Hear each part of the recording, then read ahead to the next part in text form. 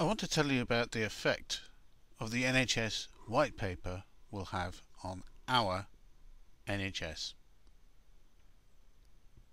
So the first thing I want to do is to show you where our NHS money is spent at the moment.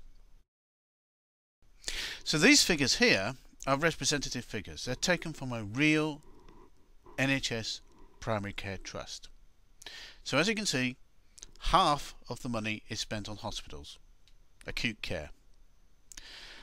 9% is spent on GPs, 10% on prescriptions, 5% is spent on things like dentists, opticians and pharmacies, 10% on mental health, 15% on community services like district nurses and also continuing care. And finally at the bottom, 3% is spent on management. Now management is actually commissioning. These are the people who look at the providers in your area, look at the money that's provided and determine who is going to provide which services. That is commissioning. Now some NHS services are actually provided by private providers. GPs, for example, are private businesses. And also, of course, dentists, opticians and pharmacies are also private businesses. Under the government's proposals, GPs will be given control of 80% of this budget. Now, most GPs will not want to do commissioning. They do not want to do management of this money. So instead, they'll buy in this service from the private sector. And this, of course, will represent the privatisation of commissioning. But the government also wants to create what they call the largest social enterprise sector in the world. And they want to do this out of the NHS.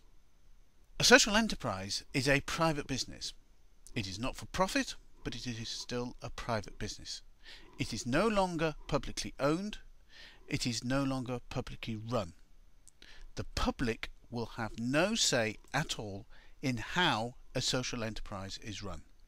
And that means that hospitals will be taken out of public ownership. It also means that community services, continuing care and mental health services will also be taken out of public ownership and handed over to private businesses. The government wants to abolish NHS trusts, and so social enterprises will be the only option for most NHS providers. And so this plan will mean that none of the NHS will be publicly owned. But the government also wants the private sector to provide more services for the NHS. So what will this mean when most of the NHS providers will be social enterprises? Well, over time, the private sector will provide more and more services for social enterprises. And in some cases, they will take over social enterprises. So, of course, this will mean that these social enterprises will be taken over by the private sector. And the result, well, it'll mean that there will be no publicly owned and no publicly run services. All NHS services will be run by a private business of one kind or another.